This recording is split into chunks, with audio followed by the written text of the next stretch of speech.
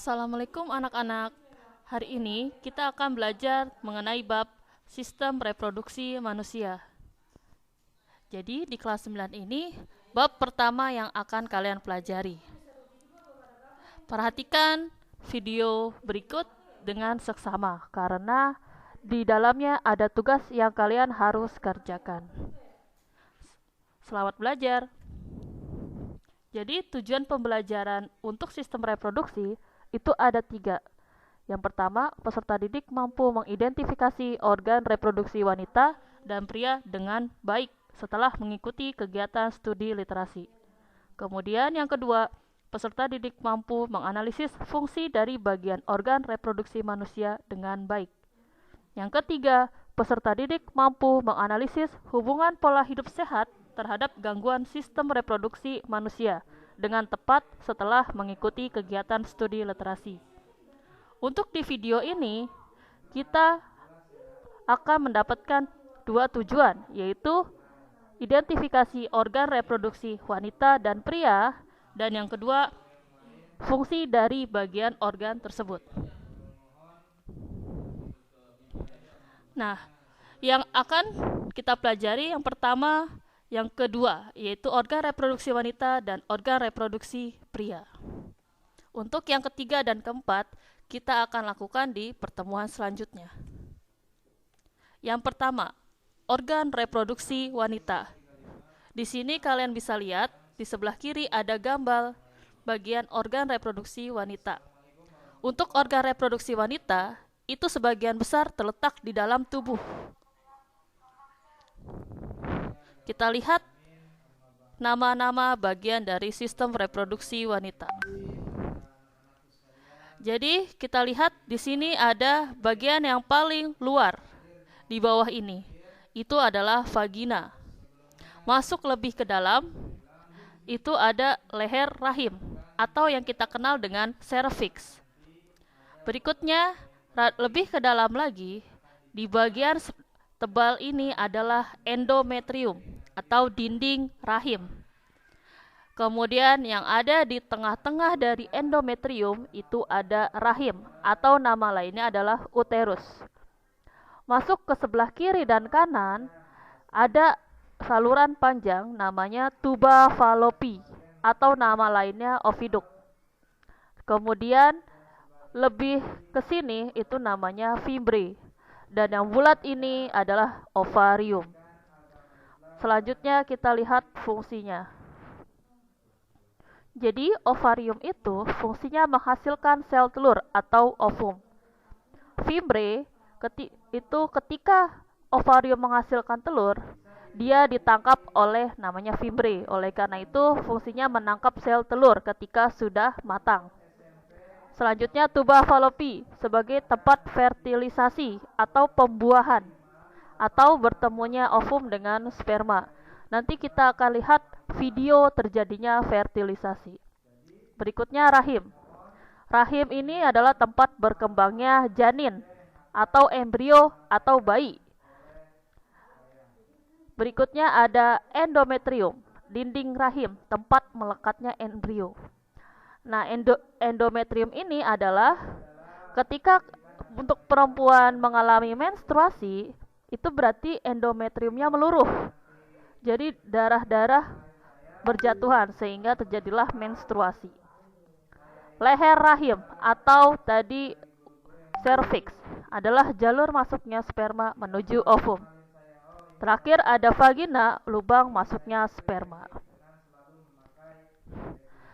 Yang kedua, organ reproduksi pria. Di sebelah kanan ini adalah bagian reproduksi pria. Untuk organ reproduksi pria, sebagian besar terletak di bagian luar. Kita lihat keterangannya. Yang panjang ini adalah penis. Kemudian yang di dalam penis ini ada suatu saluran. Salurannya itu adalah uretra. Kemudian yang bulat ini adalah testis. Atau istilah bahasa Indonesianya buah jakar. Kemudian testis ini ada suatu bagian namanya epididymis. Kemudian ada saluran lagi setelah epididymis namanya vas deferens. Masuk di sebelah sini ada kelenjar. Kelenjar aksesoris, kelenjar itu ada 3, yaitu kelenjar prostat sebelah sini, vesicula seminalis yang kecil ini, dan kelenjar Chopper yang sebelah sini. Kemudian ada tambahan, di sini ada kandung kemih. Ini sebenarnya bukan bagian dari sistem reproduksi, tetapi saya kasih keterangan agar tidak terjadi kerancuan. Jadi sini ada kandung kemih. Lanjut kita ke fungsinya. Jadi penis ini itu saluran kencing atau urin sekaligus tempat keluarnya sperma. Jadi air urin kamu dan sperma kamu keluarnya itu di satu jalur. Kemudian ada testis. Testis ini memproduksi sperma dan hormon testosteron. Hormon yang buat kelakian kamu keluar. Kemudian ada epididymis, tempat penyimpanan sementara sperma dan pematangan sperma. Vas deferens, saluran penyimpanan sperma sebelum ejakulasi. Uretra, saluran keluarnya sperma dan urin. Prostat, menghasilkan cairan bersifat asam. Vesicula seminalis, menghasilkan zat bersifat basa, hormon prostaglandin, gula, dan protein. Kandung kemih, untuk menyimpan sementara urin. Chopper, melindungi sperma dengan menetralisir zat asam pada sisa urin. Nah, berikut kita amati video pembuahan atau fertilisasi sel telur oleh sperma berikut. Video ini berasal dari link video YouTube di bawah ini. Amati dengan baik. Halo teman-teman, berjumpa lagi bersama saya Kak Bagus. Jika sekarang kalian sedang belajar materi sistem reproduksi pada manusia, pastinya kalian pernah mendengar istilah fertilisasi atau dikenal dengan pembuahan. Pertanyaannya, bagaimanakah proses pembuahan itu bisa terjadi pada tubuh manusia? Saat ini kita akan membahasnya. Sebelum proses pembuahan berlangsung, harus terjadi ovulasi terlebih dahulu.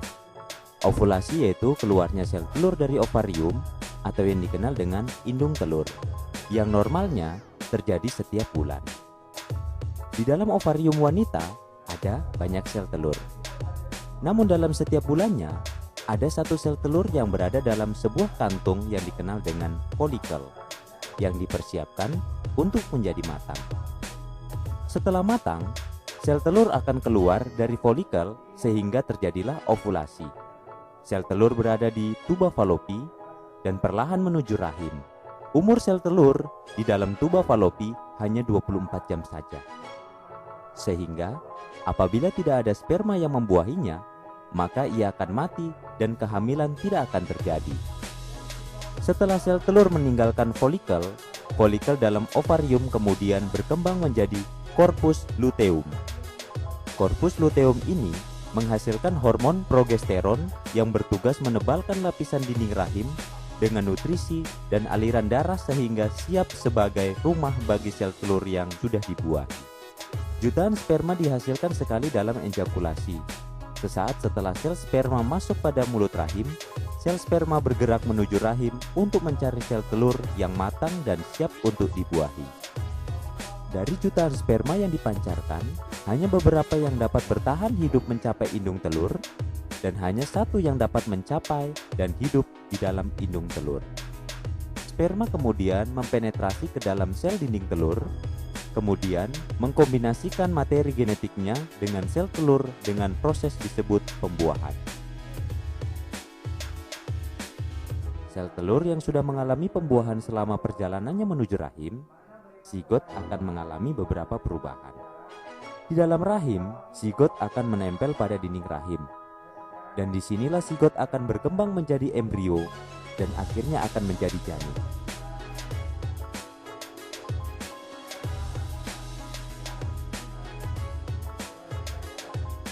Berikut adalah perkembangan janin setiap bulannya. Terima kasih sudah menonton video ini. Semoga video ini dapat membantu Anda lebih mengetahui proses fertilisasi pada manusia. Dan tentunya, membantu teman-teman semua yang saat ini sedang belajar dari rumah. Terima kasih. Nah, selanjutnya kita ada tugas. Jadi, kerjakanlah tugas LKPD Live Worksheet pada link yang ada di deskripsi video di YouTube. Kerjakan sebaik mungkin dan jangan lupa nama lengkap dan kelas. Terima kasih. Sampai jumpa di pertemuan selanjutnya.